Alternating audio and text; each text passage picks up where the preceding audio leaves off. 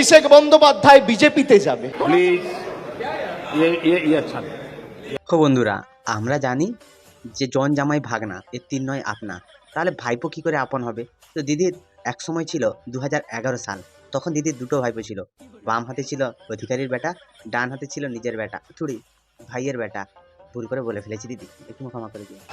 আমি বেঈমান নই। তো হে বাঙালি, হ্যালো বাঙালি, নমস্কার বাঙালি, কেমন আছো তোমরা সবাই? আশা করি অনেক অনেক ভালো আছো। তো তোমরা যে আমাকে এই ভিডিওগুলোতে এত এত ভালোবাসা দিচ্ছ, তার জন্য এই ভিডিওগুলো তোমাদের জন্যই বানানো। তো এগুলোকে হালকা করে ধনেপাতা দিয়ে একটু বেটে দেবো, চলো। তো চলো ভিডিওটা শুরু করা যাক।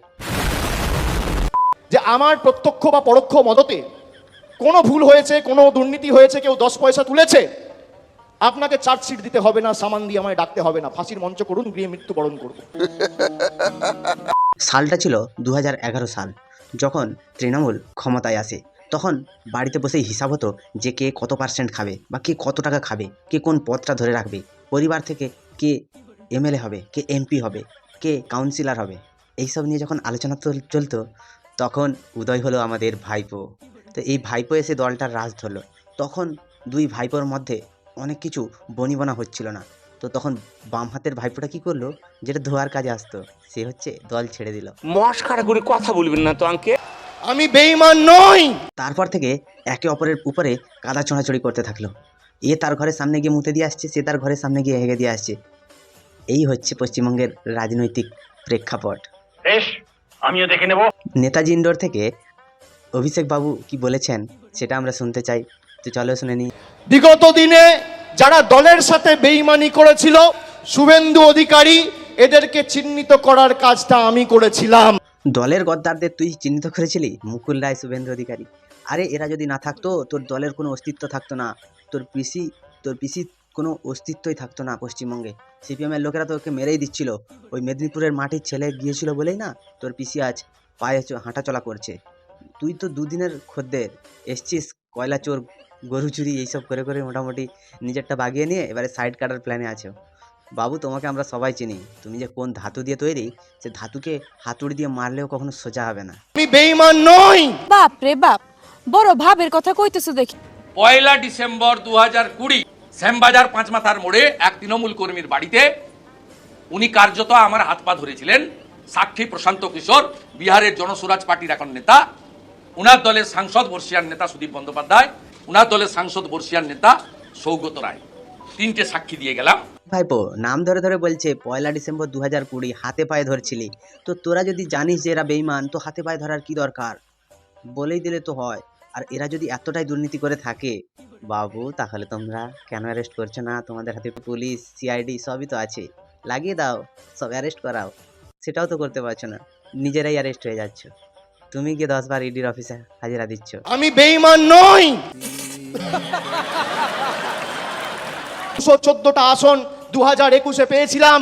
সেই লক্ষ্য অবিচল থেকে আমাদের সেই মাপকাঠি পেরিয়ে 215-র বেশি আসন নিয়ে চতুর্থবার যাতে বাংলার মুখ্যমন্ত্রী মমতা বন্দ্যোপাধ্যায় হয়, সেটা আমাদের সকলকে সুনিশ্চিত করতে হবে। দেখো, তুমি কোন একটা কাজ করতে যাচ্ছ, তো তোমাদের পাড়ার কেউ একজন এসে তোমার মা বা বাবার কানে কোনো কথা তুললো যে তোমার মেয়েটা না এইরকম করে কোথায় একটা দেখেছি, একটা ছেলের সাথে ঘুরছিল। এইরকম করে করে পিসির কান ভাঙতা দিয়ে দিয়ে তো এদের দুজনকে বিষ করে তুললি পিসির চোখে। তো এরাই তো ছিল দলের সর্বসর্বা, আর দলটা তখন ভালোও চলছিল, এতটাও করাপশন ছিল না। তোরা আসার পরেই তো আরম্ভ হয়ে গেল বাবু নিয়োগ দুর্নীতি, যেটা এখনো চলছে। 26,000 শিক্ষকের যদি চাকরি যায় না, সেই 26,000 শিক্ষক গিয়ে কালীঘাটের বাড়ির সামনে গিয়ে বসবে, তখন দেখবো কে কি করে নেয়। আরেকবার তুমি মুখে আনো না, তোমার ওই মুখে আমি ঝামা আগামী দিনেও যদি কেউ দলের সাথে বেঈমানি করে, এদের চিহ্নিত করে, এদের লেজে গোবরে করে প্যাকেট করে বাংলা ছাড়া করার দায়িত্বটা আমি আমার কাঁধে তুলে নিলাম। কেন বাবু, বাংলাটাকে কি তোর পিতৃদেব মাতৃদেব ওরা কি তোর নামে রেজিস্ট্রি করে দিয়েছে যে তুই ওদেরকে বাংলা ছাড়া করবি? এত বড় অকাত, বাংলা ছাড়া করবে? কেন বাংলাটা কি তোমার? বাংলাটা কি তোমার পৈতৃক সম্পত্তি যেটা তুমি আমাদের ছাড়া করে দেবে? এত বড় ক্ষমতা? এদের লেজে গোবরে করে প্যাকেট করে বাংলা ছাড়া করার দায়িত্বটা আমি আমার কাঁধে তুলে নিলাম। আর ভাইপো, লেজে গোবর কি করবে? নিয়োগ দুর্নীতির প্রত্যেকটা পৃষ্ঠায় তোমার নাম লেখা আছে। 26 পাতার চার্জশিটে 4 বার নাম লেখা আছে। হ্যাঁ, উল্লেখ করেনি ওটা কার নাম, কিন্তু আমরা তো সবাই জানি, সবাই বুঝি যে সুজয় কৃষ্ণ ভদ্র হচ্ছে তোমার এক ধরনের পিতা সমান। সবাই জানে বাবু। অভিষেক বন্দ্যোপাধ্যায় বিজেপিতে যাবে। যেতেই পারে, 26 ফিটাতে 3বার যখন নাম এসছে না, অভিষেক বন্দ্যোপাধ্যায় যেতেই পারে। কারণ নিজেকে বাঁচাতে একটু আড়াল করে তো ঘরের বিপক্ষেও লোক চলে যায় বলো। যখন নতুন নতুন বিয়ে করে আসে তখন দেখবে ঘরের লোকের সাথেই থাকে। যখন বিয়েটা একটু পুরনো হয়, যখন মায়ের সাথে বউয়ের বনিবনা হয় না, তখনই তো সংসারে হাঁড়ি আলাদা হয় না। তখন ঘরে অশান্তি করেই হাঁড়িটা আলাদা করে, ছেলে বুদ্ধি করে অশান্তি করে। সেরকম তুইও করবি, আমরা জানি। আমি বেঈমান নই।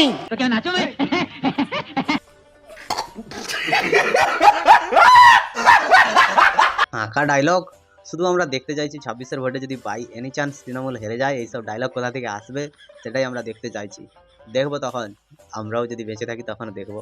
আমি বেঈমান নই। তুমি বেইমান নও, তুমি কয়লা চুরি করো, তুমি গরু চুরি করো, তুমি বালি চুরি করো, তুমি লোকের চাকরি চুরি করো, কিন্তু তুমি বেইমান নও, সেটা আমরা ভালো করেই জানি। আমি এটাকে চিহ্নিত বলবো না, টার্গেট টার্গেট করেছিল। কারণ ও যে বিনয় মিশ্রদেরকে নিয়ে, প্রতীক দেওয়ানদের নিয়ে, এই যে কুন্তল শান্তনুদের নিয়ে, সুজয় কৃষ্ণ ভদ্রদের নিয়ে যে চুরির ব্যবসাটাও ফেঁদেছিল, এই ব্যবসাটা বাধা দিয়েছিলাম আমি। দেখো, বাম হাতের ভাইপো কিন্তু বলছে, পুরো নাম ধরে ধরে বলছে যে এই সব কুন্তল, সুজয় কৃষ্ণ ভদ্র এদেরকে নিয়ে যে ব্যবসা শুরু হয়েছিল, যে চাকরি বেচা, তারপর তোমার কয়লা বেচা, গরু বেচা, অনুব্রত মণ্ডলকে নিয়ে, এইসবের মেন বাধাটা হয়ে দাঁড়িয়েছিল মুকুল রায়। আমি যতটা বিশ্বাস করি মানুষটা অতটাও খারাপ নয়, কারণ উনি তো দলটাকে সাজিয়েছিলেন। তাই আমার মনে হয় ওই মানুষটা অতটাও খারাপ নয়। তো এই হচ্ছে সব থেকে বড় বাধা হয়েছিল। তখন আমাদের ভাইপো টার্গেট করেছিল মুকুল রায়কে। তো তখন পিসির কাঁধে বন্দুক রেখে ঠেলে ঠেলে। আর কি করবে মুকুলদা? মুকুলদা এখন খুব মানে খারাপ অবস্থার মধ্যে আছেন। তো ওনার শারীরিক সুস্থতার আমরা কামনা করি। তোমার চোখে জল? আনন্দে। মুকুল রায়, শুভেন্দু অধিকারী, এদেরকে চিহ্নিত করার কাজটা আমি করেছিলাম। একটা কথা কি জানো তো, যে অসুস্থতার সাথে একজন মানুষ হসপিটালে ভর্তি আছে, তুমি বারোয়ামি মারাতে গিয়ে সেই লোকটার নামে উল্টোপাল্টা কথা বলছো, বেইমান। কালকে যদি সেই লোকটার না, ভগবান না করুন, কিছু হয়ে যায়, নিজেকে ক্ষমা করতে পারবে তো? ও না, ওগুলো তো তোমার অভ্যেস আছে। তুমি তো এর তার পেছনে লেগে তারপরে এই জায়গায় এসছো। মেন কথাটা হচ্ছে সেটাই। যখন জীবনে সংগ্রাম করে উপরে উঠে আসবে, তখন বুঝতে পারবে যে সাধারণ মানুষের কান্নাটা কাকে বলে। না হলে তুমি কি করে বুঝবে ভাইপো? তো বন্ধুরা, কেমন লাগলো আজকের ভিডিওটা? যদি ভিডিওটা ভালো লাগে তাহলে লাইক, কমেন্ট, শেয়ার এবং সাবস্ক্রাইব করে দিও। পাশে থাকা বেল আইকনটা প্রেস করতে একদম ভুলবে না। সবাই ভালো থেকো, সুস্থ থেকো, সাবধানে থেকো, আর দেখতে থাকো বাংলার কুঁড়ে ঘর।